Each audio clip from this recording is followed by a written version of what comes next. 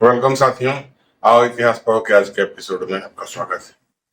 साथियों, हमारे स्वतंत्र भारत के जीवन में जो सबसे महत्वपूर्ण चीज है वह है हमारा भारतीय संविधान, हमारा अपना संविधान। हम हमेशा चर्चा करते रहते हैं देश कैसे ऐसे नहीं चलेगा, वैसे नहीं चलेगा, देश संविधान से चलेगा। तो ब्रिटिश शासन में हमारे पास कोई अपना संविधान तो था नहीं। तो सवाल उठता है कि संविधान का ख्याल सबसे पहले किसे आया, कब आया और उन्होंने इस बात को सार्वजनिक कब किया? क्या किसी दूसरे संगठन ने या बड़ी संस्था ने संविधान के सिद्धांत को या संविधान की जरूरत को स्वीकार किया? और हमारे संविधान बनने के मार्ग में जो सबसे बड़ी बाधा थी ब्रिटिश सरकार, क्या वह सैद्धांतिक रूप से इसके लिए तैयार हुई? क्या वह व्यवहारिक रूप से इसके लिए तैयार हुई? तो इन सारे प्रश्नों का उत्तर हम आज के वीडियो में देखेंगे। दोस्तों, आपसे आग्रह है आप इस चैनल से जुड़ें, इसे लाइक करें, सब्सक्राइब करें और वीडियो को अंत तक देखें और अपने तमाम साथियों के साथ शेयर करें। तो दोस्तों, सबसे बड़ी बात है कि स्वतंत्रता पूर्व भारत के पास कोई संविधान नहीं था। जब भारतीय राष्ट्रीय कांग्रेस की स्थापना हुई, हम कहते हैं कि भारतीय संघर्ष का, भारतीय स्वतंत्रता के लिए लड़ने वाली सबसे बड़ी संस्था भारतीय राष्ट्रीय कांग्रेस थी। तो जब कांग्रेस की स्थापना हुई उस समय भी हमने अपना लक्ष्य नहीं बताया था कि हमको एक अपना संविधान चाहिए। इस दिशा में हम कोई प्रयास भी नहीं कर रहे थे। न तो हम संविधान बनाने की मांग कर रहे थे और न इस दिशा में प्रयास कर रहे थे। तो अब कुछ सवाल बड़े जरूरी हो जाते हैं। संविधान, भारत के लिए संविधान, भारतीय संविधान बनाने का ख्याल सबसे पहले किसे आया? नंबर 1। नंबर 2, उसने अपने संविधान संबंधी विचार को कब सार्वजनिक किया? नंबर 3, अन्य लोगों और संगठनों द्वारा इस विचार को कब स्वीकार किया गया, कब उसको समर्थन मिलने लगा? नंबर 4, कब और किन परिस्थितियों में ब्रिटिश शासन, जो भारतीय संविधान के विरुद्ध थी, भारत के स्वतंत्रता के विरुद्ध थी, उसने सैद्धांतिक रूप से भारत के लिए संविधान की स्वीकृति कब से प्रदान करने लगी, कब से समर्थन करने लगी? और कब और किन परिस्थितियों में ब्रिटिश शासन के लोग इसके लिए व्यवहारिक रूप से सहमत? तो ये बड़ी, ऐसे तो हम बार बार सुनते आए हैं, कहते आए हैं, पढ़ते आए हैं कि भारतीय स्वतंत्रता के बाद हमने संविधान बनाई। लेकिन जब संविधान बनाई तो कभी न कभी तो इसका विचार आया होगा कि जब हमारा देश स्वतंत्र होगा तो हमें एक संविधान की जरूरत पड़ेगी, हम अपने संविधान की रचना करेंगे। और अगर किसी एक व्यक्ति के दिमाग में यह विचार आता भी है तो बहुत ज्यादा फर्क नहीं पड़ेगा जब तक भारत के शेष लोगों का, बड़े संगठनों का, बड़े संस्थानों का समर्थन मिले। और तीसरी बात है कि चूंकि हम गुलाम थे तो अंग्रेज तो सैद्धांतिक रूप से इसको शुरू में तो मानने को ही तैयार नहीं थे। लेकिन कुछ ऐसी परिस्थितियां बनी जब उन लोगों ने सैद्धांतिक रूप से इसे स्वीकार करना शुरू किया और अंत में व्यवहारिक रूप से भी स्वीकार किया। तो इन सारे सवालों का उत्तर हम देखते हैं कि सबसे पहले 1934 ईस्वी में श्री एम.एन. राय, जो कम्युनिस्ट पार्टी के एक नेता थे, उनके मन में यह विचार आया संविधान बनाने का और उन्होंने सार्वजनिक भी किया। तो 1934 में यह विचार पहली बार सामने आती है। अब क्या होता है कि 1935 ईस्वी में उस समय की जो सबसे बड़ी राजनीतिक पार्टी थी भारतीय राष्ट्रीय कांग्रेस, और जिसको सबसे अधिक लोगों का समर्थन प्राप्त था, उसने संविधान बनाने के विचार को स्वीकार कर लिया कि नहीं भाई, संविधान तो हमारा बनना चाहिए। अब क्या होता है कि द्वितीय विश्व युद्ध के दबाव और भारतीयों के समर्थन प्राप्त करने के उद्देश्य से जब क्रिप्स मिशन भारत आता है 1942 में, तो वह इस बात को सैद्धांतिक रूप से स्वीकृति देता है कि ठीक है भाई, भारत को तो संविधान चाहिए, आप बनाएंगे, लेकिन युद्ध के बाद हम इसके लिए आपको, आप युद्ध में पहले समर्थन दे दीजिए हमको, और जब युद्ध समाप्त होता है, युद्ध में ब्रिटेन विजयी होता है, तो आपको संविधान बनाने का पूरा पूरा मौका मिलेगा। लेकिन यहाँ टाल मटोल था कि भाई हम सैद्धांतिक रूप से तो मान रहे हैं कि भारत को संविधान चाहिए, और लेकिन कब मिलेगा? युद्ध के बाद, वो भी अगर ब्रिटेन युद्ध जीतता है। तो यह तो एक टालने वाली नीति थी। लेकिन इसी युद्ध के दौरान 1946 ईस्वी में जब कैबिनेट मिशन भारत आता है, तो व्यवहारिक रूप से कहता है कि नहीं भाई, भारत के लोग अपने लिए संविधान बना लें, एक कार्यकारी सरकार भी बना लें, और उसके अनुसार भारत को स्वतंत्र किया जाएगा। तो ये कैबिनेट मिशन ने क्या किया कि इसका जो कदम था यह व्यवहारिक था, और उसने बड़े अच्छे विचारों के साथ क्या किया कि संविधान बनाने के पूरा ब्लूप्रिंट और रोड मैप ही तैयार कर। तो कैबिनेट मिशन ने किया क्या यहाँ पर? तो कैबिनेट मिशन सबसे पहले कहता है कि संविधान का निर्माण क्या होगा कि संविधान सभा के द्वारा, यानी जो उस समय प्रोविजनल सरकार बनेगी, चाहे वो केंद्र की सरकार बने या प्रांतों की सरकार बने, सरकार संविधान नहीं बनाएगी। उसके लिए जनता के प्रतिनिधि होंगे, संविधान सभा होगा, और वही भारतीय लोगों के द्वारा संविधान बनेगा। चलिए, दूसरा उसने एक फॉर्मूला भी बताया कि भाई प्रति 10 लाख की आबादी पर एक सदस्य चुना जाएगा। संविधान सभा के लिए एक सदस्य के चुनाव के लिए अनुपात रखा गया 10 लाख प्रति व्यक्ति एक सदस्य। ठीक है, यह भी कर दिया, और कहा कि संविधान सभा में 389 सदस्य होंगे, जिसमें 292 सदस्य ब्रिटिश भारतीय प्रांत के होंगे, प्रिंसली स्टेट से 93 सदस्य होंगे, कमिश्नर शासित क्षेत्र से 4 सदस्य होंगे। इस प्रकार ये क्या हो जाएगा कि कुल 389 सदस्य होंगे।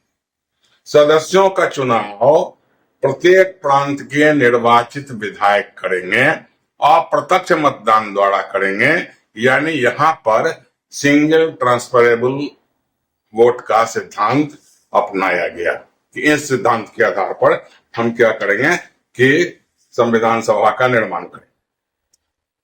ये बात हो गई। अब आगे कौन आ जाता है? एक और घटना घट जाती है, माउंट बेटन आ जाते हैं भारत के गवर्नर जनरल बनकर, और माउंट बेटन आने के साथ ही जो उनकी योजना थी, जो उन्होंने घोषणा किया कि ब्रिटिश सरकार भारत को 2 डोमिनियन स्टेट के रूप में स्वतंत्र करेगी, और दोनों डोमिनियन स्टेट अपने लिए अलग अलग संविधान बनाएंगे। तो इस प्रकार क्या हुआ, पाकिस्तान क्षेत्र से जो संविधान सभा के सदस्य चुने गए थे वही संविधान सभा से अलग हो गए, और इनके पास बच गया कितना? 299। अगर 4 कमिश्नर शासित क्षेत्र को घटा दें तो ये बच गए 288। तो इन्हीं के साथ भारतीय संविधान का निर्माण शुरू होता है। अब संविधान के निर्माण में होता क्या है कि इसकी पहली बैठक, संविधान सभा की पहली बैठक, संविधान सभा की पहली बैठक कब होती है? 9 दिसंबर 1946। अब संविधान सभा की पहली बैठक हुई, लेकिन पहली बैठक जब होगी तो इसकी अध्यक्षता करने वाला कोई चाहिए। जैसे अभी देखते हैं ना कि अगर पार्लियामेंट का चुनाव हो गया तो पुरानी पार्लियामेंट तो भंग हो गई, तो आके उसकी अध्यक्षता कौन करेगा? तो उसके लिए हम एक प्रोटेम स्पीकर हमको चाहिए, यानी अस्थायी अध्यक्ष चाहिए। तो संविधान सभा के लिए एक अस्थायी अध्यक्ष की आवश्यकता थी और डॉक्टर सच्चिदानंद सिन्हा इसके अस्थायी सदस्य। डॉक्टर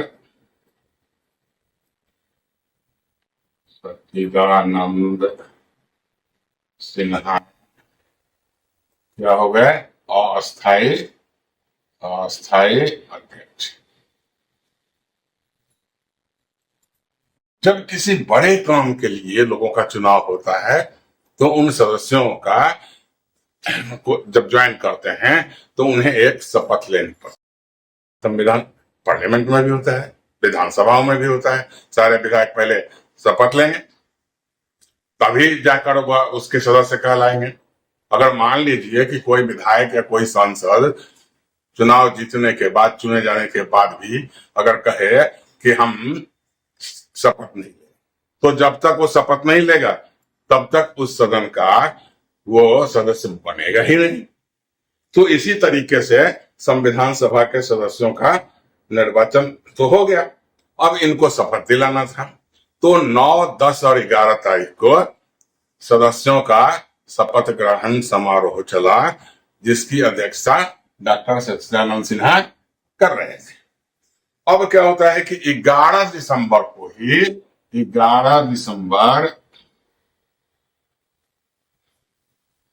को संविधान सभा का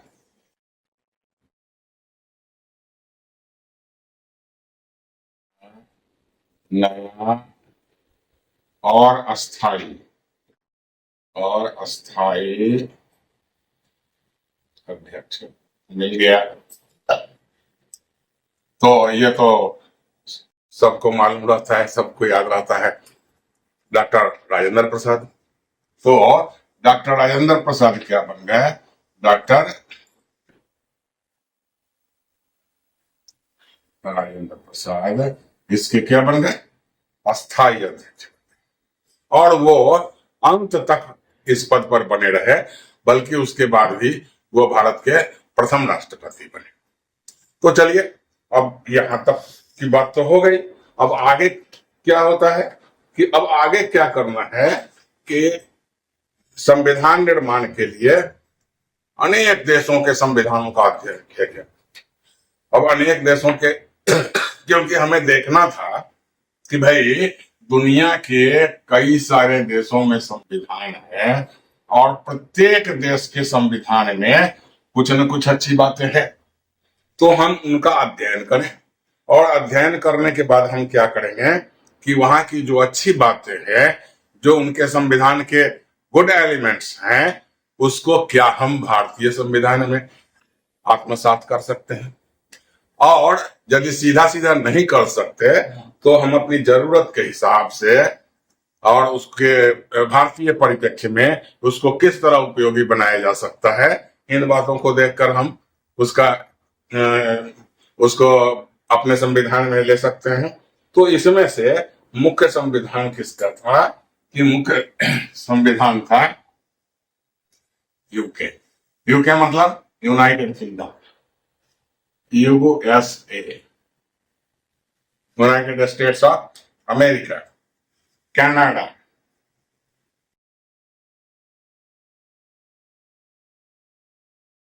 आयरलैंड,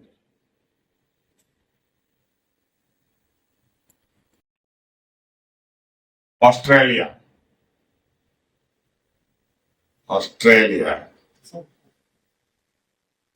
जर्मनी,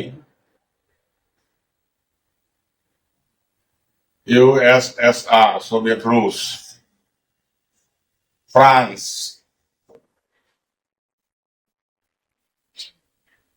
साउथ अफ्रीका और जापान। ये कुछ मुख्य देश थे। इन देशों के संविधान का हमने अध्ययन किया और इनमें जो जो अच्छी बातें लगी हमने सोचा कि इसे हम भारतीय संविधान में शामिल करेंगे, लेकिन शामिल करने के पहले हम क्या करेंगे, वो भारत के परिस्थितियों के हिसाब से और अपने तरीके से इसको शामिल करेंगे। तो यह तो हमारी तैयारी का एक हिस्सा था कि भाई हम संविधान बनाने जा रहे हैं। तो जब हम संविधान, और सोचिए आप कि हमको एक घर बनाना है, तो घर बनाना है तो हम क्या करेंगे, पहले 2 4 10 20 लोगों के घरों को देखेंगे, अरे उसके घर में ये चीज बड़ी अच्छी है, उसका उसका बाथरूम बहुत अच्छा है, उसका किचन अच्छा है। तो हम अगर दूसरे का देखते हैं तो इसमें कुछ गलत बात है नहीं। तो हमने कई देशों के संविधानों का अध्ययन किया और जो जो वहां से ठीक लगा उसको किया। अब तैयारी के रूप में और क्या किया हमने कि एक थे BN राव। तो BN राव को हमने संविधान का मुख्य आर्किटेक्ट बना दिया, उनको चीफ एडवाइजर बनाया। BN राव ये क्या हो गए, चीफ एडवाइजर थे, चीफ एडवाइजर।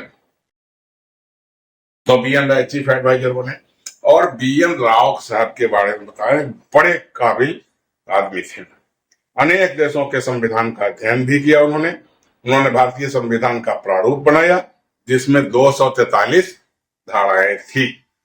बाबा साहब ने इस प्रारूप की प्रशंसा की। अब इसी बात से अनुमान किया जा सकता है कि BN राव ने संविधान के लिए जिस प्रारूप को तैयार किया उसको बाबा भीमराव अंबेडकर ने भी उसकी प्रशंसा की और BN राव कई दूसरे देशों के संविधान निर्माण में भी अपना योगदान दे चुके थे, अच्छे जूरिस्ट थे, अच्छे एडमिनिस्ट्रेटर थे। तो BN राव भी यहाँ आ जाते हैं संविधान निर्माण की प्रक्रिया में। अब हम देखते हैं कि संविधान बनाने की प्रक्रिया शुरू होती है।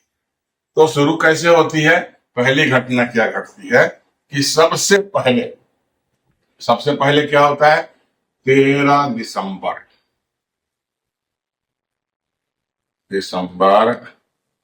1946। अब देखिए 11 दिसंबर को राष्ट्रपति का चुना ही गया था और 13 दिसंबर मतलब ये काम के हिसाब से कहें तो ये पहला ही दिन कह सकते हैं संविधान सभा का। पंडित जवाहरलाल नेहरू ने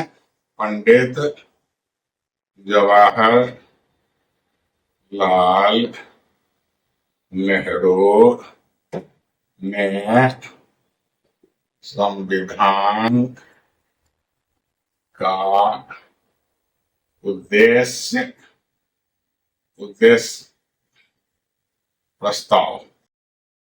प्रस्ताव सामने रखा। आगे चलकर इसको स्वीकार भी कर लिया गया, चलिए स्वीकार कर लो। लेकिन सबसे पहली बात देखें कि ये, और इसके 14 पॉइंट्स थे, लेकिन सबसे मुख्य बात थी, कहते थे कि भारत क्या होगा, गणराज्य होगा, भारत क्या होगा, संप्रभु होगा और भारत के नागरिकों को समानता, यानी समानता के सिद्धांत हम लागू करेंगे। और समानता भी कैसी, आर्थिक समानता, सामाजिक समानता, राजनीतिक समानता। उसके साथ ही कहते हैं कि भाई हम अवसर की समानता देंगे लोग। किन चीजों का अवसर, वो जो भी अवसर होंगे भारत के लोगों को बिना किसी भेदभाव के, जो आर्थिक अवसर आने वाले हैं उनमें हम समानता देंगे, सामाजिक अवसर में हम उनको समानता देंगे, राजनीतिक अवसर की समानता देंगे। तो ये समानता की बात भी करते हैं। और न्याय के सामने सभी बराबर होंगे। क्या होगा, सामाजिक न्याय होगा, आर्थिक न्याय होगा, राजनीतिक न्याय होगा। तो आज जब हम लोग देखते हैं भारत के संविधान के प्रस्तावना को, तो उसके भाषा और कुछ शब्द बड़े मेल खाते नजर आते हैं। तो इन्होंने किया। दोस्तों, जब नेहरू जी ने ये संविधान के उद्देश्य प्रस्ताविका को सामने रखा तो उस समय हमारे संविधान की कुछ सीटें खाली थी। कौन सी सीटें थी भाई? वो सीटें खाली थी जिस पर मुस्लिम पाकिस्तान में जाने वाले देश जहां से चुने गए थे, बैठने की व्यवस्था तो कर रखी थी। तो यहाँ क्या था, हमारे संविधान सभा के लोग अब भी इंतजार कर रहे थे कि शायद वो हमारे साथ आ जाएं और हम एक साथ संविधान बनाएं। जो ऐसा हो गई, जब उद्देश्य प्रस्ताविका को पास करने की बात आई तो कुछ सदस्यों ने तो यहाँ तक कहा कि भाई अगर हम उद्देश्य ही पहले पास कर देंगे तो आखिर ये जो मुस्लिम जो हैं, जो पाकिस्तान क्षेत्र से आने वाले संविधान सभा के सदस्य हैं, वो आएंगे। तो इस तरीके, लेकिन अंततः ये पास हुआ और उद्देश्य प्रस्ताविका की प्रशंसा सबने की। अब संविधान निर्माण की प्रक्रिया शुरू हुई। तो संविधान में संसद के कानून निर्माण की ही तरह प्रक्रिया, जिस तरह हमारे संसद में आज कानून बनते हैं, मोटा मोटी समझने के लिए समझिए कि वैसी ही प्रक्रिया यहाँ अपनाई जानी थी। किस दिन कौन सा होगा, तो एक बिजनेस शेड्यूल बनेगा प्रत्येक दिन का कि आज किन विषयों पर, किन मुद्दों पर विचार विमर्श होगा। चलिए, सभा में विधेयक लाए जाते थे, इस पर बहस होती थी। जिन्हें आपत्तियां थी वो अपनी आपत्तियां दर्ज कराते थे, जो उसके समर्थन में वो उन प्रस्तावों की प्रशंसा करना चाहते थे, उसके गुणों को दर्शाना चाहते थे, वैसा भी करते थे। कुछ लोग उसमें अमेंडमेंट की मांग करते थे, अगर जरूरत पड़ी तो उसमें अमेंडमेंट भी किए जाते थे। और क्या होता था कि बहुमत के आधार पर प्रस्ताव पास किए जाते थे। तो इस तरीके से हमारा संविधान बन रहा था। तो अगर हम देखें कि किंतु असली काम क्या था, कि संविधान का जो विषय था इतना व्यापक था, इतना व्यापक था, इतना बड़ा था। हर छोटी से छोटी और बड़ी से बड़ी बात को हमें अपने संविधान के माध्यम से सुनिश्चित करना था। तो इस सुनिश्चित करने के लिए क्या होगा भाई, अब कोई एक नेता सभी पर तो विचार नहीं रख सकता है, क्योंकि एक ही व्यक्ति उन सारे विषयों का जानकार नहीं हो सकता। तो उसके लिए हुआ क्या कि भाई हम अलग अलग विषयों के लिए अलग अलग, जैसे आप समझते, आज क्या होता है कि सरकार के विषय भी कुछ वैसे ही, सरकार को कई विषयों पर काम करना होता है। तो अलग अलग विषयों के लिए अलग अलग मंत्रालय बना दिए जाते हैं और मंत्रालय अपने विषय पर अध्ययन करती है, जहां जरूरत होती है वहां विधेयक के रूप तैयार करती है, उसके बाद उसको कैबिनेट में स्वीकृति मिलती है, उसके बाद उसको हाउस में लाया जाता है, उस पर वाद विवाद होता है, चर्चाएं होती है और फिर वोटिंग होता है और वोटिंग के माध्यम से पास। तो यही काम आज जो मंत्रालय करते हैं, उस समय संविधान सभा में अलग अलग विषयों की जिम्मेवारी अलग अलग समितियों को दी गई। तो ये समितियां काम कर रही थी और ये समितियां जो काम कर रही थी, ये क्या करती थी, समितियां भी थी, कुछ उप समितियां भी थी। कई बार तो ऐसा था कि एक ही व्यक्ति कई समितियों का अध्यक्ष था और समितियां प्रायः क्या थी, बहुसदस्य थी। जिस विषय की भी समिति बनी उसमें क्या हुआ कि अकेला एकल कोई व्यक्ति नहीं था, बल्कि उसके कई सारे सदस्य होते थे। तो इन सदस्यों के माध्यम से होता था। और कैबिनेट का जो काम था वो ड्राफ्टिंग कमीशन के, जैसे कोई समिति अपनी विचार लेकर आई, ड्राफ्टिंग कमीशन के पास आई, ड्राफ्टिंग कमीशन में उस पर विचार हो गया, हुआ कि चलिए भाई इसको सदन के सामने रखना है, सदन के सामने रखा, उस पर चर्चा हुई, जो भी चर्चा हुई, समर्थन में लोगों ने अपनी बातें कही, उसमें आपत्तियां जताई, उसमें अमेंडमेंट की बात की और अंततः उसे पास किया जाता था। तो ये था तरीका। लेकिन सबसे बड़ी बात है कि ये समितियां कौन कौन सी थी और उसके अध्यक्ष कौन थे, तो ये जानना हमारे लिए बड़ी जरूरी हो जाता है। तो समितियों और उप समितियों को लेकर ये 22 समितियां उप समितियां थी, जिसमें 8 तो बड़े महत्वपूर्ण थे। एक था आपको प्रारूप समिति, पहला प्रारूप समिति, बोलचाल में तो अंग्रेजी का ही इस मामले में ड्राफ्टिंग ड्राफ्टिंग,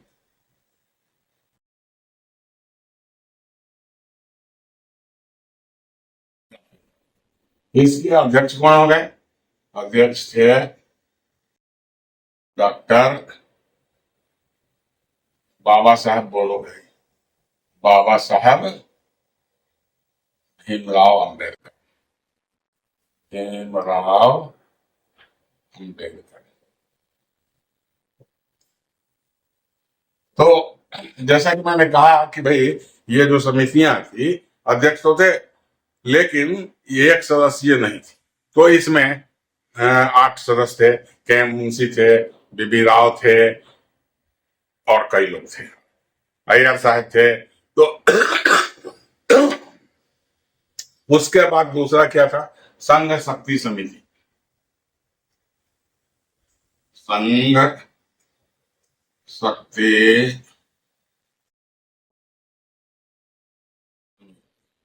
इसके अध्यक्ष कौन हो गए? अध्यक्ष है पंडित जवाहरलाल नेहरू।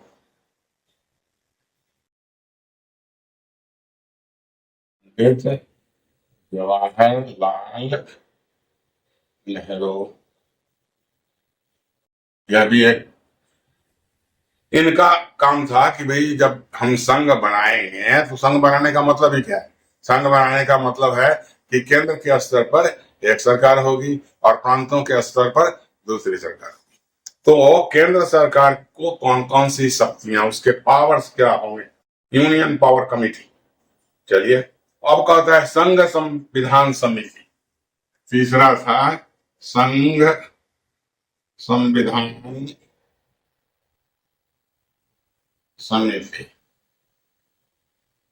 इसके भी अध्यक्ष पंडित जवाहरलाल नेहरू ही थे। अब कहता है प्रांतीय संविधान समिति।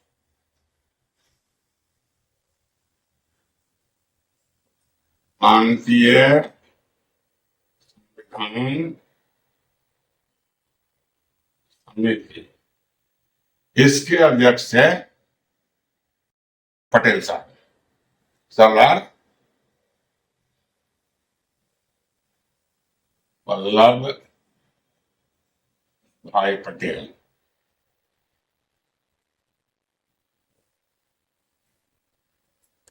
चलिए, अब पांचवा था मौलिक अधिकार समिति। मौलिक अधिकार समिति, ये मौलिक अधिकार समिति के अध्यक्ष थे, इसमें भी सरदार वल्लभ भाई पटेल। सरदार वल्लभ भाई।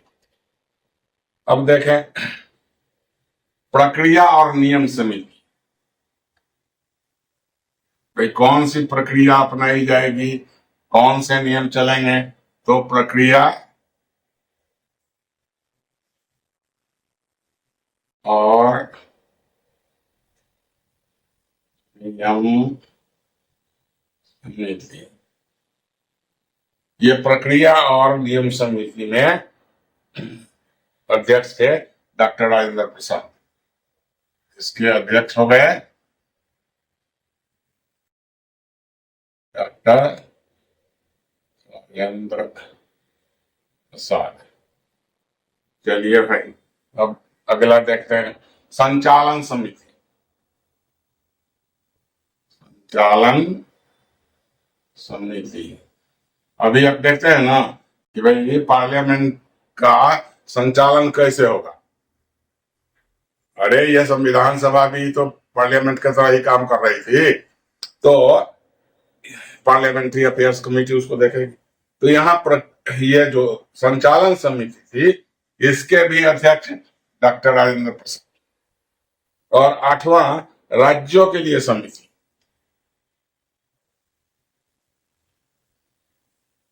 राज्यों के लिए समिति, और राज्यों के लिए समिति में भी पंडित जवाहरलाल नेहरू इसके अध्यक्ष थे। पंडित जवाहरलाल नेहरू। तो ये तो सबसे प्रमुख जो 8 कमेटियां थी वो थी। अब उसके बाद देखते हैं कुछ अन्य भी कमेटियां थी। क्योंकि 22 कमेटियां थी ना, तो कुछ उप समितियां में क्या थी कि मौलिक अधिकार समिति, अल्पसंख्यक उप समिति, उत्तर पूर्वी सीमांत जनजातीय क्षेत्र और असम उप समिति, वित्त एवं कर्मचारी समिति, कार्यसूची समिति, तदर्थ समिति, संविधान सभा के कार्यों की समिति, सर्वोच्च न्यायालय के लिए तदर्थ समिति, मुख्य आयुक्तों के प्रांतों के लिए समिति, भाषाई प्रांत आयोग समिति, वित्तीय प्रावधानों के संबंधित विशेषज्ञ समिति, प्रेस और दीर्घा समिति और सदन समिति। तो ये 22 टोटल समितियां और उप समितियां मिलकर टोटल 22 थी और ये बड़े काम की थी। और आज जो हम लोग कहते हैं कि भाई हमारा संविधान जो बना है, तो इस संविधान के रचनाकार बाबा भीमराव अंबेडकर, सही बात है, उनकी बहुत बड़ी जोत है।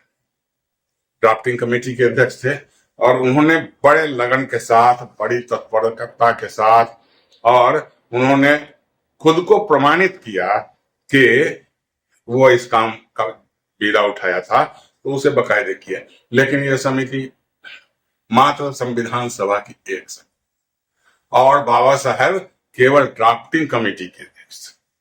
पूरे संविधान सभा के अध्यक्ष डॉक्टर राजेंद्र प्रसाद थे और इस ड्राफ्टिंग कमेटी में भी कई सदस्य थे, सबने अपने अपने काम किए। अब चलिए भाई, अब हो गया। तो एक बड़े जरूरी बात याद आ रही है दोस्तों कि क्या संविधान बनना जब शुरू हो गया, संविधान सभा के अध्यक्ष जब अपना कार्यभार संभाल लिए, तो क्या जनता के सारे अधिकार उन्हीं के हाथ से चला गया? क्या जनता उस पर अपनी प्रतिक्रिया दे सकती थी, नहीं दे सकती थी? तो ये बड़ा प्रश्न है। तो इस प्रश्न का बड़ा स्वाभाविक सा उत्तर भी है कि हमारे संविधान सभा ने यह व्यवस्था की थी, बड़ी सक्रिय होकर लोगों से फीडबैक लेती थी।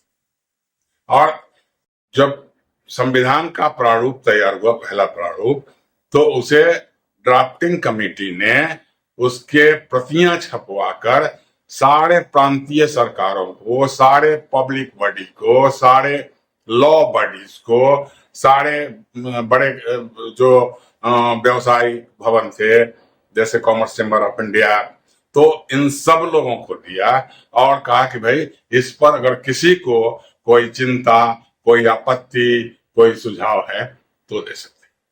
और 8 महीने तक इस पर क्या हुआ कि इस पर लोगों की प्रतिक्रियाएं ली गई, लोगों से परामर्श लिया गया, लोगों का सलाह लिया गया, उसको इंटरटेन किया गया। और जब दूसरा प्रारूप संशोधन के बाद बना, उसको भी खोल दी।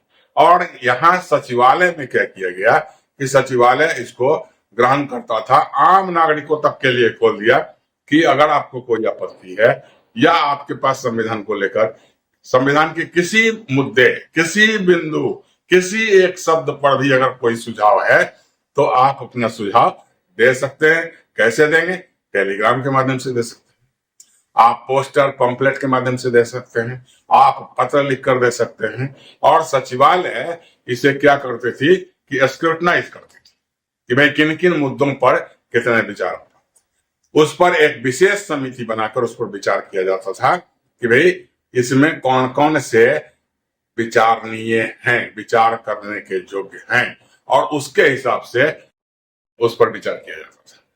तीसरी बात क्या थी कि मीडिया हर चीज को बड़े व्यापक तरीके से, संविधान सभा में क्या बातें चल रही थी, अखबारों के माध्यम से जनता तक पहुंच गई। जनता की क्या मांगे हैं, क्या मनोवृत्ति है, क्या रुझान है, वो भी अखबार छापी, सरकार तक पहुंच गई। और सरकार इन अखबारों से प्राप्त विचारों को भी आत्मसात करने का, उसके अनुसरण, उसके अनुसार काम करने का प्रयास किया। तो इन प्रयासों के माध्यम से, अरे हम जब संविधान के प्रस्तावना में हम लिखते हैं we the people of India, संविधान किसने बनाया? We the people of India. जब हम भारत के लोग, तो हम भारत के लोग में हम नहीं कह सकते कि किसी बड़े नेता ने कर दिया, एक भले ही जनप्रतिनिधि के रूप में कि अकेले इन लोगों ने 2-4 लोगों ने बैठकर किया। यह बात और है कि संविधान सभा में कुछ सदस्य हमारे ज्यादा सक्रिय थे दूसरों के तुलना में। अब ज्यादा सक्रिय सदस्यों की अगर बात करें तो उसमें पंडित जवाहरलाल नेहरू थे, सरदार वल्लभ भाई पटेल थे, डॉक्टर राजेंद्र प्रसाद थे, के.एम. मुंशी थे, बी.आर. अय्यर थे। तो ऐसे कई लोग थे जो ज्यादा सक्रिय थे। इसका मतलब मैं कभी ये नहीं कहता कि दूसरे सदस्य क्या थे, वो सुसुप्तावस्था में थे। सभी बड़े रुचिपूर्ण तरीके से काम किया और नतीजा हुआ कि हमारा संविधान आज सामने है। अब संविधान निर्माण के लिए जो सत्र आयोजित हुए, तो संविधान निर्माण के लिए 11 सत्र हुए। अभी आप सुनते हैं ना, जब पार्लियामेंट का सेशन चलता है, क्या है, ये मानसून का सत्र है, ये शरतकालीन सत्र है, ये क्या है, ग्रीष्मकालीन सत्र है, ये बजट का सत्र है। तो इस तरह से 11 सत्र बुलाए गए थे और इन सत्रों में कुल 165 दिनों तक बैठकें चली थी और संविधान निर्माण में कुल 2 वर्ष 11 महीने 18 दिन लगे थे और संविधान के प्रारूप पर 114 दिनों तक गहन विचार विमर्श हुआ था। अब क्या हुआ, संविधान तो इस तरीके से तैयार हो गया और तैयार ही हो गया और क्या हुआ कि 26 जनवरी 1950 को हम लोग इसे लागू करते हैं, लेकिन 26 नवंबर को ही संविधान तैयार हो गया था और 24 नवंबर 1947 को हमने क्या किया था कि सारे संविधान सभा के सदस्यों को संविधान की मूल प्रति पर हस्ताक्षर के लिए बुलाए थे और उस पर सबसे पहला हस्ताक्षर पंडित जवाहरलाल नेहरू का था सदस्य के रूप में और दूसरे कॉलम में संविधान सभा के अध्यक्ष होने के नाते डॉक्टर राजेंद्र प्रसाद का और 288 सदस्यों ने इस पर हस्ताक्षर किए। तो दोस्तों, इस प्रकार हमारा संविधान बनता है और इतना यह इंक्लूसिव क्यों है, कहा कि भाई हर प्रांत के लोग होंगे। इसमें प्रतिनिधित्व किसका था, स्त्रियों का भी था, पुरुषों का भी था, हर प्रांत का था, हर भाषा भाषी का था, हर धर्मावलंबी का था। तो यह संविधान हमारा तैयार। तो दोस्तों, यह प्रक्रिया थी, यह पूरी प्रक्रिया अपनाई गई थी हमारे संविधान निर्माण के लिए। तो दोस्तों, फिर से आपसे एक बार आग्रह है कि आप इस चैनल से जुड़ें, इसे सब्सक्राइब करें, लाइक करें और अपने दोस्तों के साथ जितना अधिक संभव हो शेयर करें। धन्यवाद।